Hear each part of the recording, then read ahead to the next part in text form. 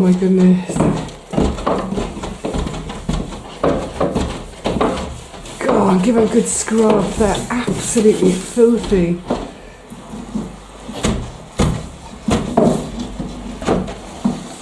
Oh, that's so pleasing.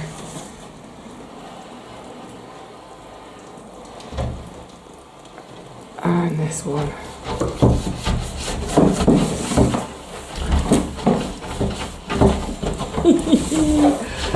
Love it.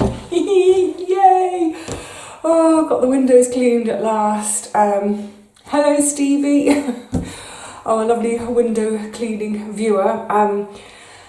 I wasn't going to. Right, I'm going to get bits and bobs together as we talk, because I'm going to start getting some food on the go. Green lentils.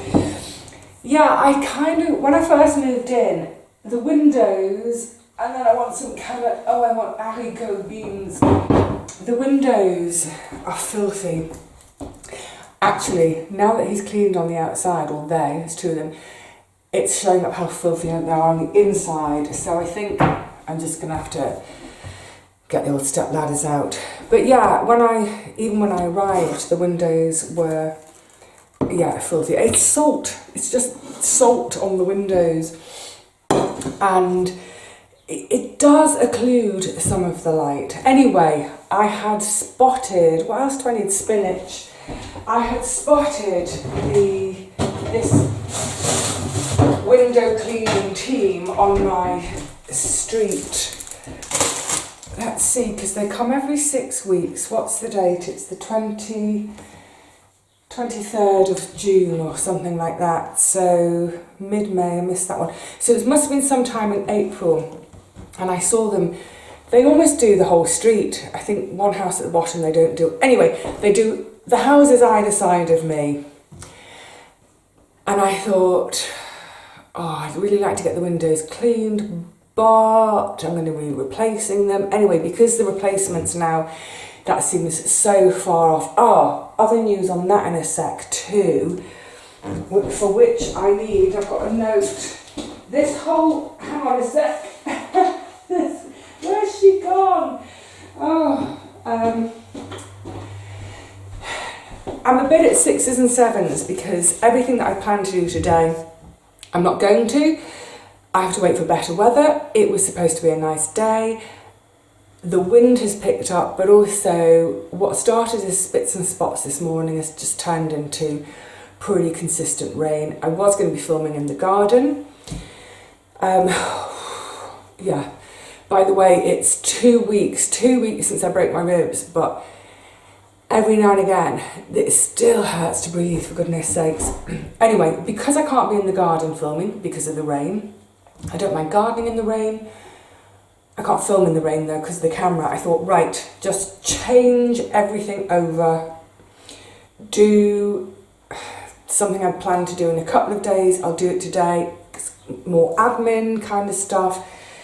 Quite boring, but also right now I'm going to get on with supper. So I'm going to make my hot lentil and bean salad, but I'm having it for supper. I've got my lovely Isle of Wight tomatoes. So yeah, green lentils, some haricot beans, Isle of Wight tomatoes, some spinach. Yikes. Used by the 20th. It looks fine. All the spinach seeds I sowed, none of them germinated. I've done subsequent sowings of lettuce. They're coming up. Yay! Yeah, so swap the day around. Because of that, I was working at my desk in the front when I saw the window cleaners turn up. One was doing the one that side and one was doing the one down the hill, and I thought, here's my opportunity, because that lot at the front, I can't reach. I could reach it with a ladder, but I'm not putting a ladder on a slope like that on my own. Look, even going to the top of a ladder on a flat surface, going right to the top of it, ideally you want to do it with someone footing the ladder for you. Whatever state your knees are in. So, yeah, I just thought I'm going to grab the opportunity. I was actually on the phone with our Paul. We were having our weekly catch up, so I've cut that short. We'll catch up another day. just to sort of run to the street and say, guys, can you add me to your list? Can you add me to your client list? So yeah, so I think they've pretty much got the whole street. Happen to have some cash on me. I think everyone else must do it as a standing order or a direct debit or something, because no one else came out with cash for them. So anyway, they've gone off now. They've done the outside, just at the front. So with the back, so my bedroom window, the kitchen window, and the end of the whole place window, I will do myself a step ladder, long-handled, moppy, broomy thing, just as I used to do in London, climbing out on the roof to do my Veluxes. But yeah, that front window, I don't see a way of doing it on my own that's safe, because it would need ladders.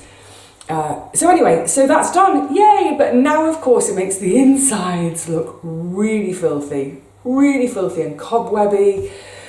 And like I said, because right from the get-go, I need to start weighing things out to make my recipe.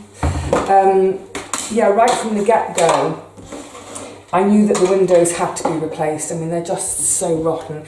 The one at the end, there's actually a plant growing through the frame.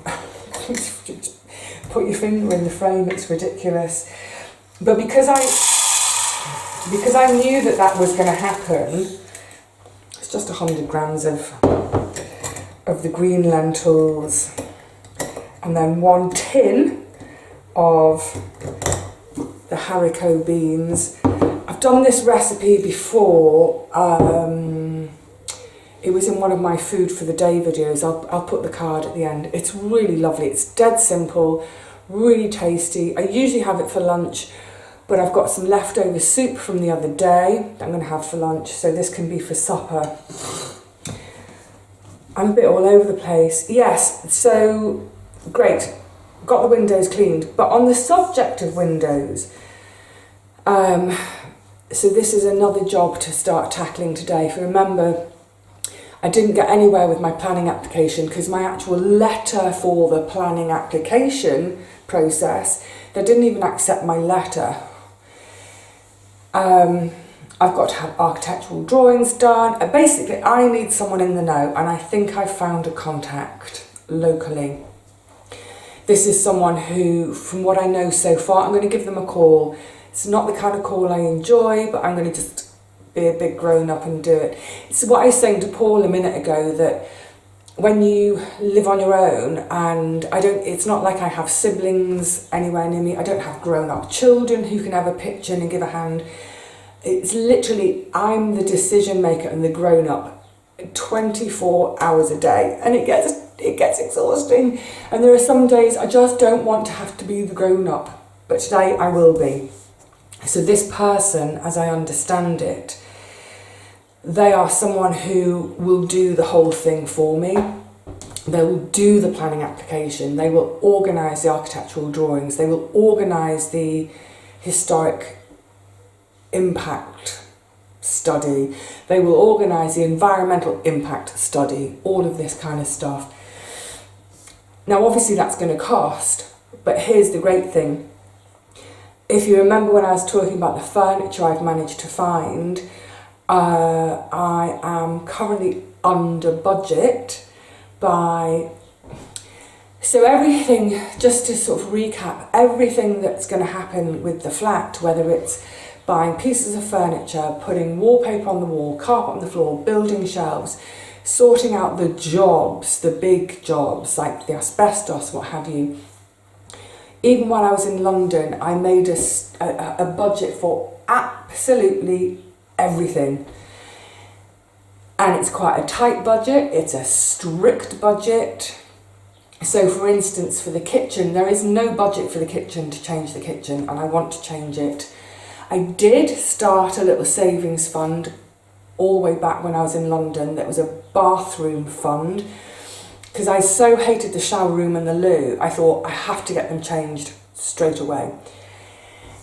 Having lived here now for 2.5 months, frankly, I don't mind them. I don't care anymore. I spend so little time in the shower room. It's not like I'm sitting in a tub soaking. I mean, I'm in there for 10-15 minutes, and that's it. You know, for the shower. Obviously, I'm in there to have a wash and brush my teeth, but you know, I can live with it. It's fine. In other words, the bathroom lavatory fund has now been renamed Kitchen Fund. Yay! So I will save up. So I'll look at an induction hob. All the things I've talked about before, they will happen in time, but I have to save for them. And it might be that some weeks I'm only putting 10 quid in my savings. Some weeks I might be able to put 40 or 50 in my savings. Who knows? But that will get saved up for. But before I even came here, that, like I said, that list of must-haves, like the fridge, the freezer, a sofa, a wardrobe, the asbestos removal, all those things, the must-haves, I wrote everything down and I assigned a budget to each thing. And like I said, it's pretty tight. It's a pretty tight budget. However, even with my tight budget, I've ended up 534 below budget for furniture. Great. And that doesn't mean, and I think this is why sort of the point of talking about this today, that doesn't mean I go, yay, 534 below budget. I can go on holiday for a week. Yay. I don't know if 534 quid would get you a holiday for a week these days. I don't know, but that's not how it works in this house. That money isn't like, yay, now I can spend it. That money goes back into savings. It would go into the kitchen, for example, or the emergency fund. Now the other thing, so the asbestos, it's done, yay! So the final cost, so I had budgeted, I tried to estimate this as best I could. I'd gone online to look at prices and tried to estimate it, and I estimated £2,000. So that was the budget that was set aside for the asbestos. It's come in, so the testing itself, that was one price, that was £156. Also mentioning it because I need some water. I won't drink out of my bottle, I'll be polite and put it into a mug. Yeah, I'm mentioning this because just in case any of you are in a similar situation, you need to get some testing done. So the testing was 156 quid. And then the actual removal, because it was the cheaper type, the removal was 714. So that's come to £868 for asbestos removal, which means that's £1,132 below budget. Hallelujah! Combined with, combined with my under budget with the furniture, that's £1,700 under budget in sorting this home out so far. And that's great because that money can go towards paying this professional to get the planning, to get the architect, to get all of that stuff bundled up and done for me so I can get my blooming windows changed. The other good thing, having had that chat with Paul, was that he was talking about planning stuff that they've had to do for the Great Green Barn, that's where he works. He doesn't work at the barn, he does that sometimes, but it's a venue that he promotes. I don't know what your job title is, Paul, there, but there's a shop, it's a plastic-free shop, so it's lots of refill, called For Earth's Sake.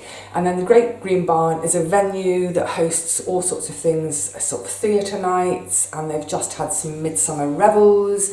So they had a Morris company dancing and had the Maypole. Anyway, so this is a sort of historic buildings, and they've had to do planning for various things. And he was telling me about the recent one and what it cost. And that was such useful information. And that's why I like to share information like that asbestos stuff. Because so often these jobs can feel, part of why these jobs feel daunting and scary and a bit like, oh, I'm going to put it off, is because I think we fear that, say, the cost may be way more than we anticipate, for example, or it may just be scary just because we've got no idea what the cost will be. We imagine the worst, don't we? So when he mentioned what it had cost them and knowing the site and what they'd had to have done, I found that really reassuring that actually for me to do the same for my windows is probably, hopefully, going to be less than I thought it might be. And bear in mind, this paying someone to do the architectural drawings and the planning side, that wasn't in my original budget. I thought this was something I could do myself.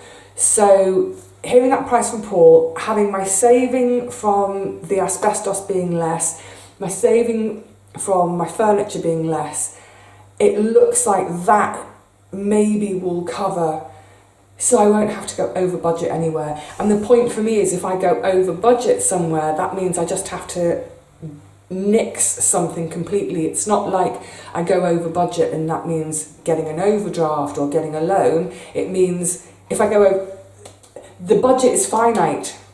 Like, you know, if there's £5,000 to do everything and it's going to cost 5,600, it can't cost 5,600. One of the things within the 5,000 has to be taken out, thrown away. You see what I mean? Right, so that's good stuff. The other night, am I going to cook? Cooking and chatting. I'll just tell you this one quickly. The other night I had a little DVD set. Should we sit in the front room? Should we have a little sit down? Let's see if it's much brighter for having had the windows washed. Well, I think the light's not bad, considering it's a really, really dull, overcast day. It's proper grey out there, but still so much light in here. The windows, oh my god, my goodness, so much. Oh, they're see-through. Who knew that windows were see-through?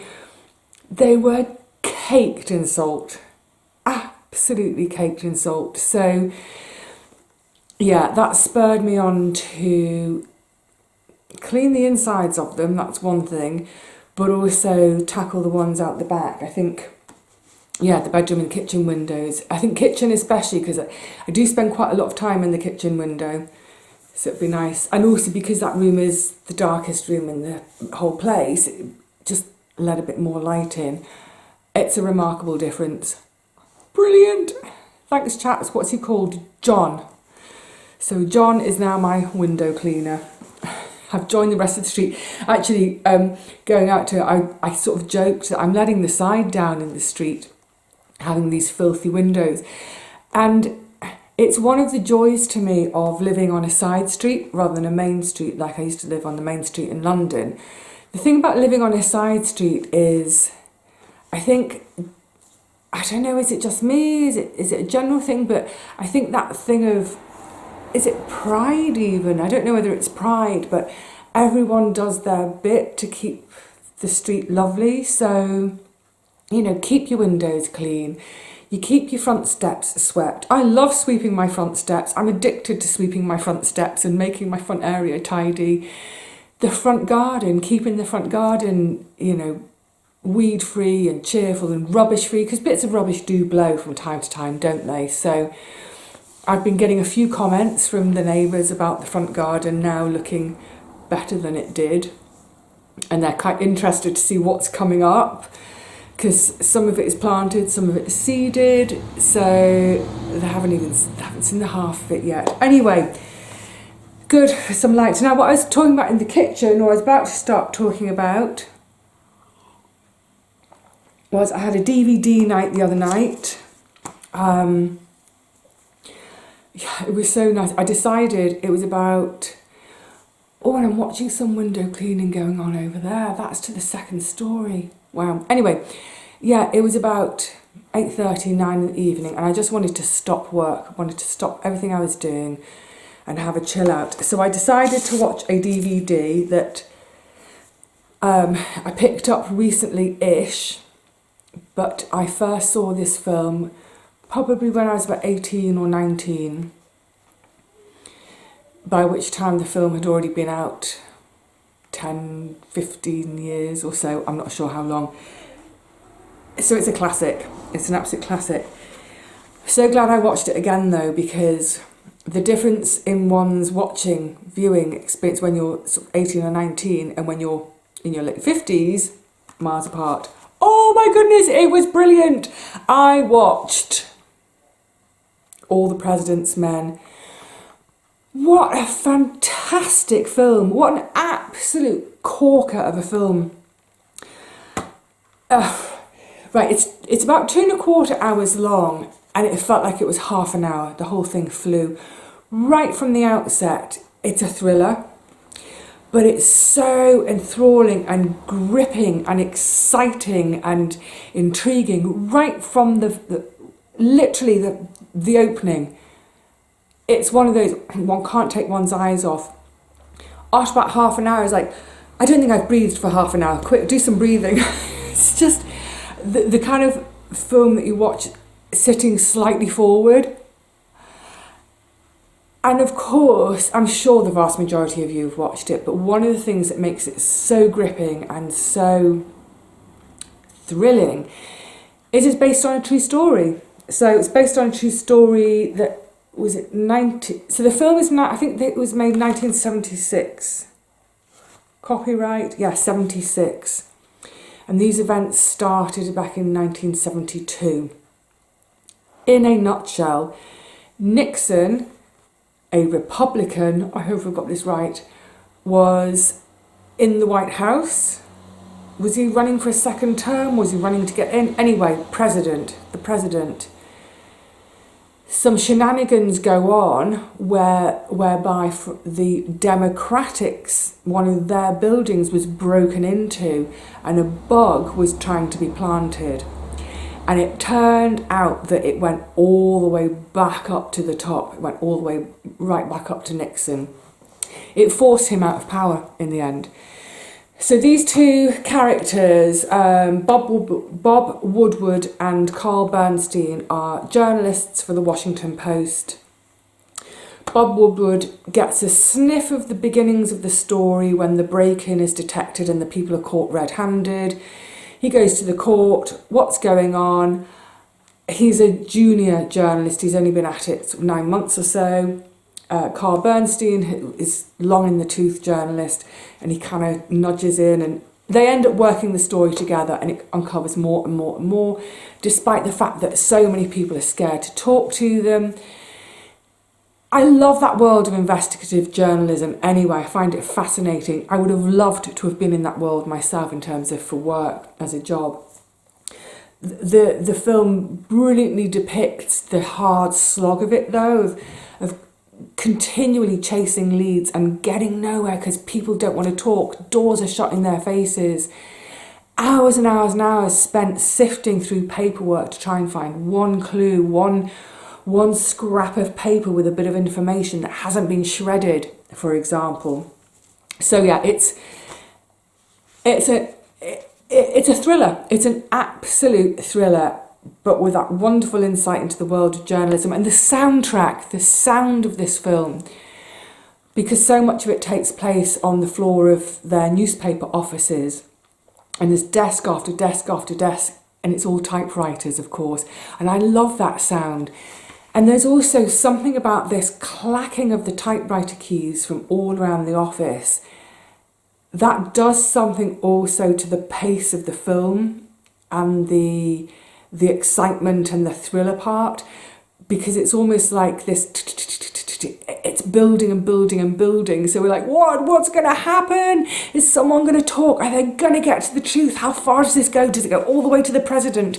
Even though we know, well, probably most of us know the story before having watched the film. That doesn't take away from it, by the way, knowing the ending. Hang on. Sorry, it's getting so excited. I needed to take a deep breath and it's not a pleasant sight. Knowing the ending doesn't detract from the excitement and how thrilling it is.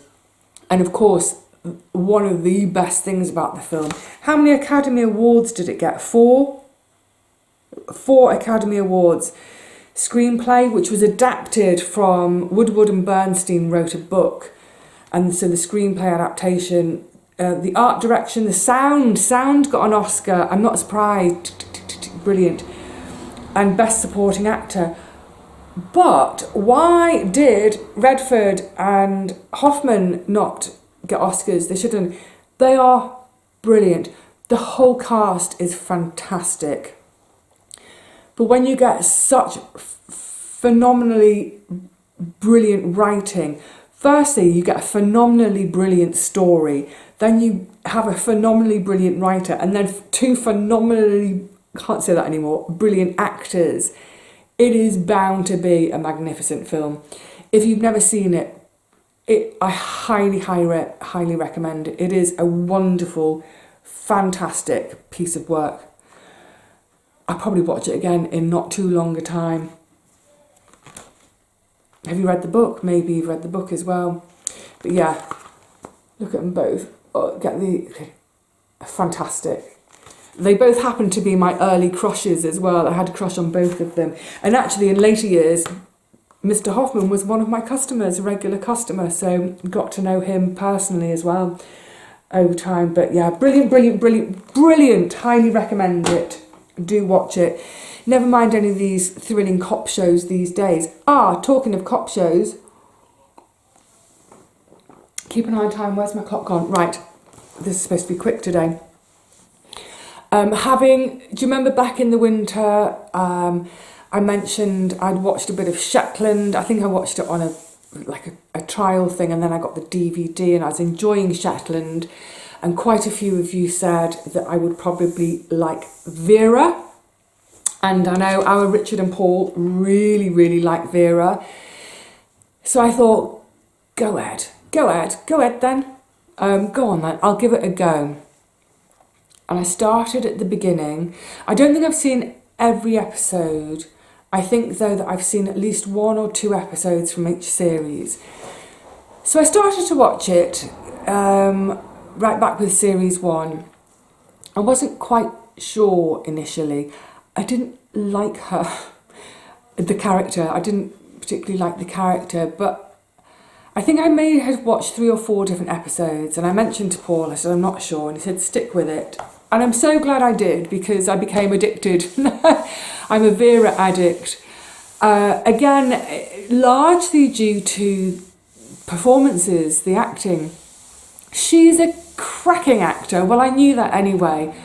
But Brenda Blethyn as Vera Stanhope, utterly believable. I completely believe there's this slightly curmudgeonly, a bit eccentric, a bit shot down copper up in Northumberland somewhere. Completely believable. So yes, I know loads of you recommended I watch it, so I've given it a go and I really liked it, and I'm sure if I see the DVDs of it in charity shops, I'll pick them up as I go to watch it again. And as I said, I don't think I got to see every single episode, but yeah, really enjoyed it. The setting, that part of the UK, I mean, some parts of it are quite grim and rough, but other parts, beautiful. And of course, I know quite a few of those areas, so like Whitley Bay, Whitley Bay. I was not Whitby, Whitley Bay. But that whole sort of Northumbrian coast, stunningly beautiful. Holy Island, I adore Holy Island. I want to go back at some point, maybe next year, plan a jaunt, when I don't have to be worrying about getting the building sorted. So yeah, thank you everyone for recommending it. Thank you for Richard and Paul for nagging me continually. Watch it. Really enjoyed it. Just, right, finishing up on entertainment. I'm almost to the end of My Life in France, Julia Child, which I started in London. Got halfway through, romped through it in a couple of nights, loving it. Since I've moved in down here, I've hardly had time for reading. It's just there's always something needs my attention. But the last couple of evenings, I have read a bit more of it. I think I'll finish it tonight. I think I'll go to bed early, get to bed by 10 and finish it. I've thoroughly enjoyed it. If you liked the film Julie and Julia, I think you would enjoy it too. A lot of it is about, the first sort of half of the book is about finding her feet in France, finding her cooking feet. the whole notion of the book coming about and how they set about trying and testing their recipes and writing the book. And then it sides more into getting the book published. So I found that really fascinating. Thoroughly enjoyed it. A lot of the time I was reading it, it started to make me hungry. It inspired me. There are a few things I'm thinking, ooh, because I haven't used the oven here yet. But I think, I just really fancy making a clafouti, which is a cherry pie. It's in a sort of a batter. It's gorgeous, clafouti. So yeah, if you like food, if you've liked that film, recommend it. Now for my next book, I'm not sure which to try first because I've got sort of Vera on my mind a bit. I'm by the sea. So this one was, I think it's a loan from Paul. Mark Douglas' home, The Malice of the Waves. This guy, it's not Shetland, where is it? Where's he set? Does it say? Oh, it's a remote Scottish island. But it's a thriller, a whodunit. Again, not really massively my genre. I like watching this kind of stuff, you know, as a TV or a DVD, not so much to read it. But when Paul was describing it to me, there's a lot in there about the sea, so I thought, brilliant. So I fancy that. If not that, then this I picked up, The Swordfish and the Star.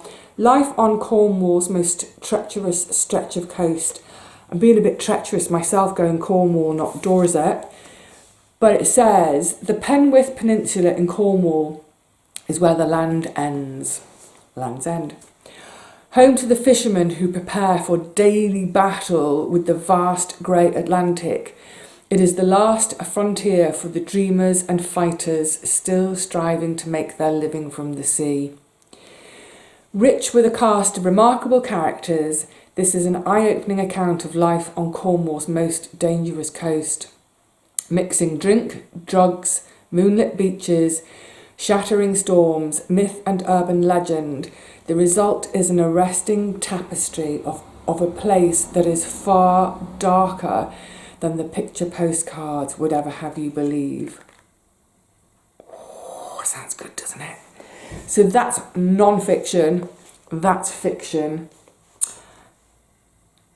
I might go with fiction first, because that should be a quicker read being fiction. Oh, I don't know. Anyway, so that's my choice for the next two. I'll probably read them back to back. In which order, I don't know. But that's my next bit of reading. Once I finally finished Julia Child's book, All the President's Men, brilliant. I've got a couple more. I've got a whole stack of DVDs, and I've got some. I don't know which to watch next. It might be another classic. I've got a couple of foreign films in there, but whatever it is, I will share them with you. Now, that's it. I've talked for long enough. I've talked for longer than I intended. My day completely changed around. Now I need to start getting on the phone, making calls and doing stuff that I don't really like doing, but doing it, forcing myself to do it. And when the weather brightens up again tomorrow, hopefully, we can have some time in the garden having a can-do session. So, yeah, join me for that then, hopefully. In the meantime, please look after yourselves. Keep gainfully employed, whatever the weather's doing.